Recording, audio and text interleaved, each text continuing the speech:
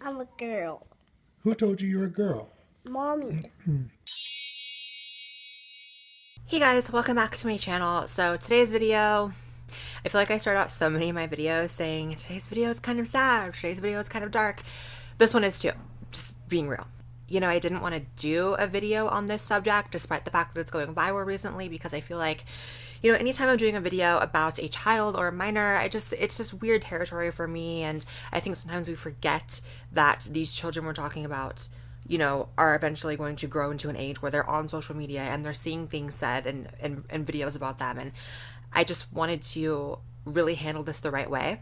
And I really want to say before we jump into the story, which I think it's a very important story to talk about, I just want to make a disclaimer that please do not attempt to send the child in this story any amount of hate or negative comments or even just plain old criticism. I mean, the kid's 7. I don't know if the kid has social media, but hey, kids these days can use iPhones and iPads. You know, that's not what we do here. If you're the kind of person that's going to send hate to a 7-year-old, we don't really want you around on this channel anyways. James Younger is a 7-year-old boy who many are saying, and the father is saying, has a mother that is forcing them to transition and will soon be, you know, the words going around online are chemically castrating. Obviously that means going on puberty blockers and then hormones and transitioning, and that path is being decided for him at 7. Now I've been looking into this story and many people are saying that this child has been coached and is being forced into this, and just based on what I have seen, I have to agree with that. That is personally my opinion. The dad posted this, in my opinion, incredibly disturbing video online, and we're going to discuss it. I'm a girl. Who told you you were a girl? Mommy. When did she tell you you were a girl? 'Cause I love girls. Oh, I see. So mommy told you you were a girl? Uh-huh. Does mommy do anything else like with a girl with you? Mm-hmm. Like what? Like dresses. What does she do? She do put them on me. She puts dresses on you? Oh, wow. And what else does she do? She buys my headbands, Uh-huh. me hair clips.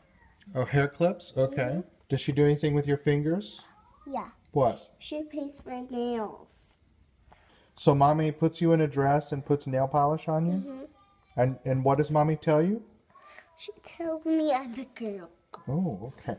So you guys, this video to me is, I don't even want to get emotional. It's so sad. I think first of all, you know, children going through custody battles and, you know, being weaponized by either party or both parties and just going through that is so sad. And adding in this transgender layer, but you know, I have to be honest, a child saying, my mom told me I'm a girl, not cool.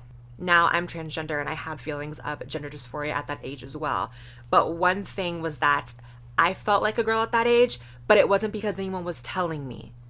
It wasn't because anyone was putting anything on me. It was actually the opposite. It was the entire world, including my parents, telling me, you're a boy, you're a boy, you're a boy, and me still feeling that way. So it was not based on what my parents were instructing me on. So that's incredibly worrisome in my opinion. Now the father in court claimed that the mother, who is supposedly behind pushing this child to transition, has done some incredibly shady and abusive things. That's alleged, saying she was putting my son into timeout and she would lock him in the room and say that monsters only eat boys.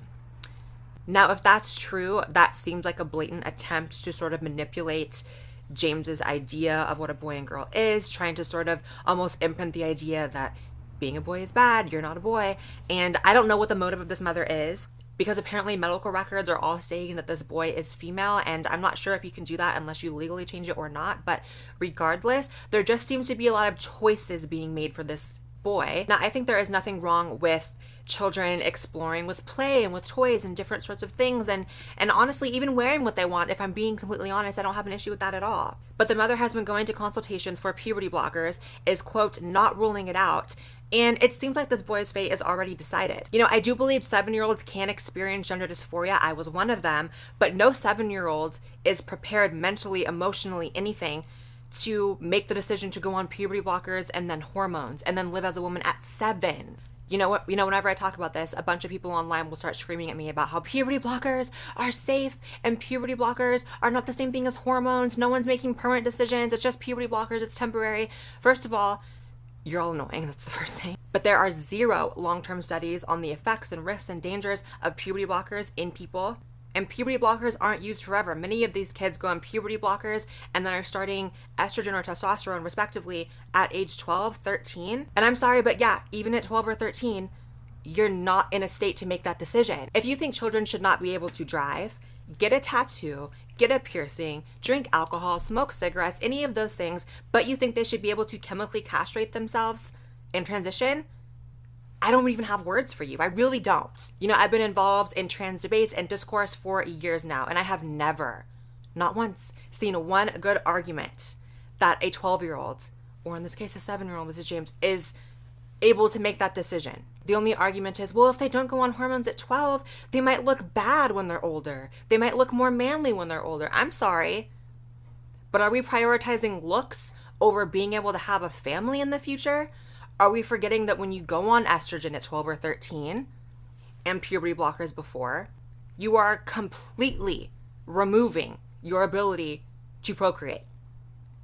And you really think a 12-year-old can consent to that and knows all the ramifications of that? If you do, you're crazy.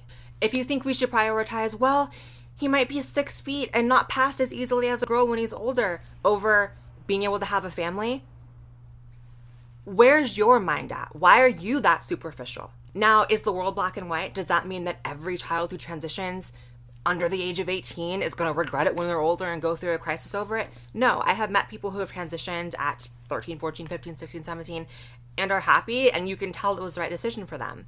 But that really doesn't change anything, does it? My last video had a 12-year-old who transitioned and a couple years later realized it was a huge mistake, and that person is dealing with now permanent bodily changes because of it. I personally in my life have met people who have mistaken themselves for transgender, went on hormones, realized it wasn't for them, and you know, luckily they were a little bit older and so the effects weren't that big of a deal.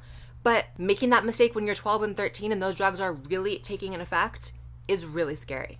I don't know. Sometimes I seriously lose faith that trans people will ever be accepted into society and integrated into society when just the insanity that comes out of the community is so constant. I don't know. I just feel like we never have anything positive coming out of the community. I feel like it's always, if you don't date me, you're transphobic. Yes, 7-year-olds can decide to transition. Yes, male athletes who popped 2 estrogen pills should be able to compete against women and demolish them. When is the community going to step up and realize things are going too far and regain some credibility here? Because it's not looking good. It really isn't. Honestly, the biggest thing for me, this is just like a kind of different rant. The biggest thing for me is that the trans community seems to have no self-awareness of how they're viewed by the outside world. They literally have no clue. A lot of these people are so caught up in their own sort of discourse and people who agree with them that they don't realize how insane it sounds that a 7-year-old is having his gender changed legally, is going to appointments for puberty blockers, and they just think it's so bewildering that anyone could possibly, conceivably think, should we slow down just a little bit? No, transphobe. It's just disgusting. I'll say this, in the off chance that the mother of James is viewing this video, I don't want to come across as I am attacking you. In fact, I would like to publicly reach out via this video if you watch it and say, let's have a conversation. I would love to talk to you. I am not some random internet troll. I am not some anonymous person on Twitter. I am not some hater. I'm a trans woman myself, and if anything, I've walked this path that your son and yourself may seem to think is the right path for him, and I'm actually willing to talk to both of you. It's so sad, but I hope to God that James lucks out in the sense that he grows up and truly is trans and also doesn't want a family, because those are the only 2 circumstances that would validate the choices being made for him right now, is if he both is really trans, to which he won't regret the medications, and that he doesn't want kids, because it already seems to be decided up for him right now that that's the case. So